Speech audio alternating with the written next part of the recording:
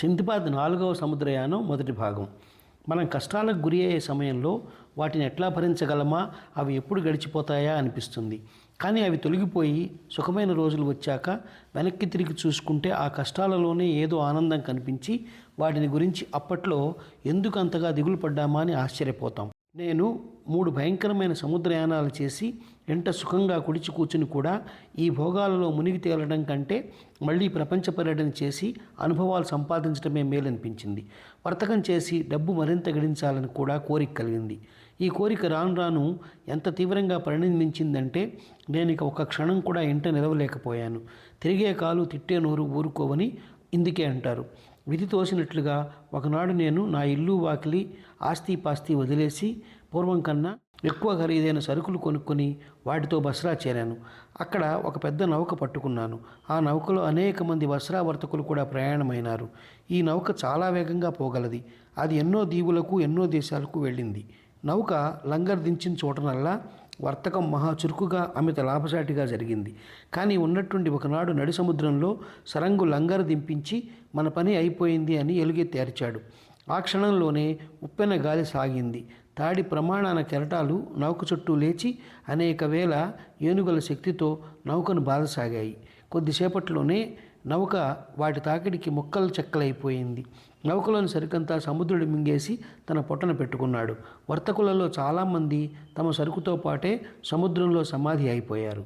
అల్లా కటాక్షం వల్ల నేను మరికొందరు వర్తకులు ఒక విశాలమైన చెక్కల చెట్టును ఆశ్రయించగలిగాం. అలలు మమ్మల్ని ఒక పూటల్లా అటు ఇటు కొట్టాయి. తర్వాత పెద్ద గాలి మమ్మల్ని ఒక ఒడ్డున పారేసింది. మేమందరము ఉప్పెన తాకిడికి 3 వంతులు చచ్చి ఉండడం వల్ల ఆ రాత్రల్లా సముద్ర తీరాన ఇసుకలో ఎట్లా పడినవాడం అట్లాగే సొమ్మసిల్లి బాగా నిద్రపోయాం. తెల్లవారు లేచేసరికి మాకు కాస్త శక్తి వచ్చినట్లు అనిపించింది. అందుచేత మేము బయలుదేరి లో ప్రాంతాలకేసి వెళ్ళాం. కొంత దూరం వెళ్ళేసరికి అంత దూరాన ఒక భవనం కనబడింది. మేము చూస్తుండగానే ఈ భవనం ద్వారంలో నుంచి అనేక మంది కారు నలుపు వ్యక్తులు పరిగెత్తుకుంటూ మా వైపు వచ్చారు. వారు జంతువుల చర్మాలు ధరించి ఉన్నారు. మాటా పలుకు ఆడకుండా వారు మమ్మల్ని భవనంలోని విశాలమైన సావిడిలోకి తీసుకుపోయారు. అక్కడ ఎత్తైన సింహాసనం మీద ఒక రాజు కూర్చుని ఉన్నాడు. కూర్చోమని ఆయన మాకు సైగ చేశాడు. క్షణంలో నల్లటి వాళ్ళు మా ముందు కంచాలలో కన్నీ విని ఎరుగని కూరలతో భోజనం ఉంచారు. వాటిని చూస్తే నాకు అంటబుద్ధి కూడా కాలేదు.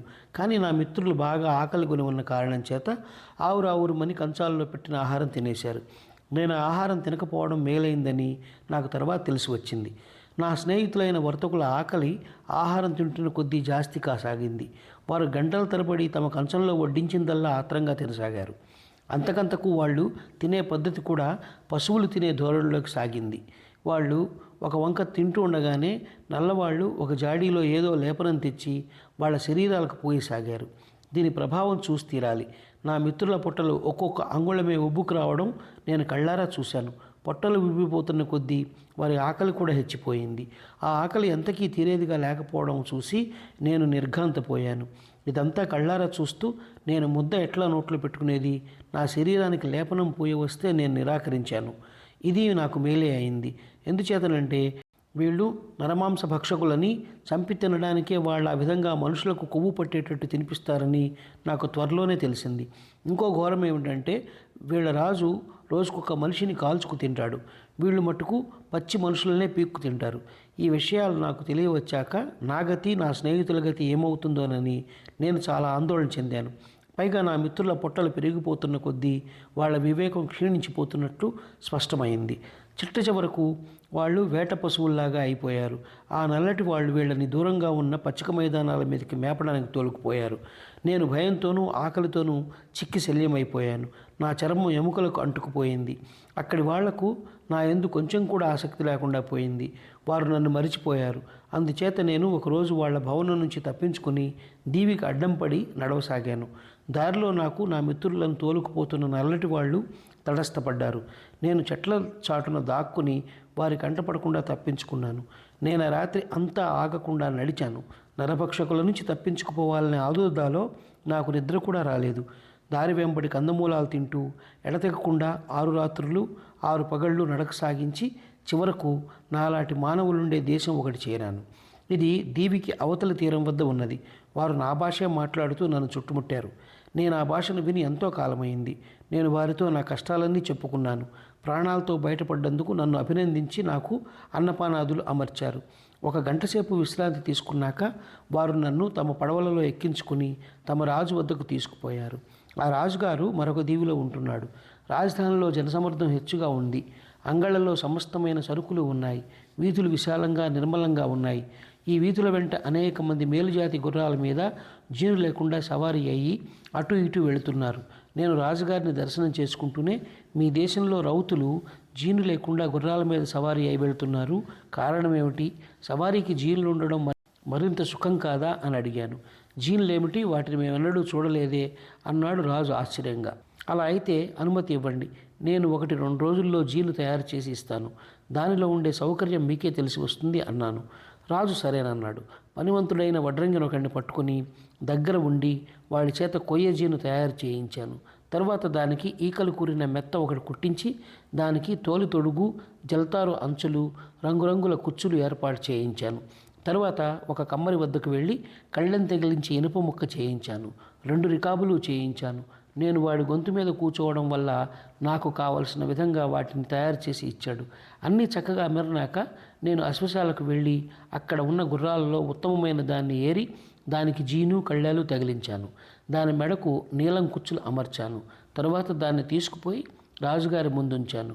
రాజుగారు గుర్రం ఎక్కి జీన్లో గల సౌకర్యాలు, గుర్రాన్ని నడపడంలో కొత్తగా వచ్చిన సులువు తెలుసుకొని నాకు అంతులేని ధనము, బహుమతులు ఇచ్చాడు. తరువాత మంత్రిగారు నన్ను పిలిచి తన గుర్రానికి కూడా ఇటువంటి జీను తయారు చేయించమని అడిగాడు. నేను ఆయన కోరిక కూడా తీర్చాను. అది మొదలు ఆ దేశంలో ఉన్న పెద్ద పెద్ద వాళ్ళంతా నా చేత జీన్లు తయారు చేయించుకొని నాకు అపరిమితమైన డబ్బు ఇచ్చారు. నేను దేశంలో కల్లా ధనికుణ్ణి అయిపోయాను. రాజుగారికి నాకు గాఢమైన స్నేహం ఏర్పడింది.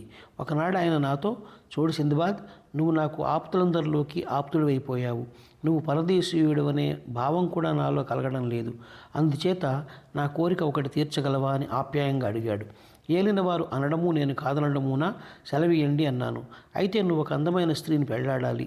ఆమె ఉత్తమ వంశాన పుట్టినది, చాలా ధనం కలది. ఆమెను వివాహం ఆడితే నువ్విక్కడే ఉండిపోతావని నా ఆశ. కాదనకు సింధుబాస్ అన్నాడు రాజుగారు. నాకేమనాలో తోచలేదు. నా బుర్రంతా పాడైపోయినట్టయింది.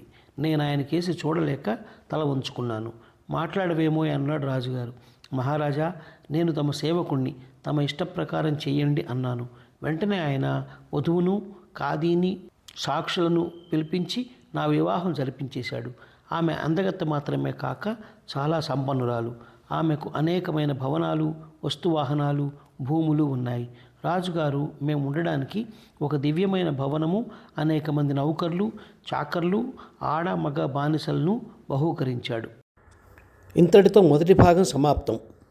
ఈ కథ నచ్చినట్లయితే షేర్, లైక్, సబ్స్క్రైబ్ చేసి పక్కనున్న గంట ఐకాన్ని కొట్టండి.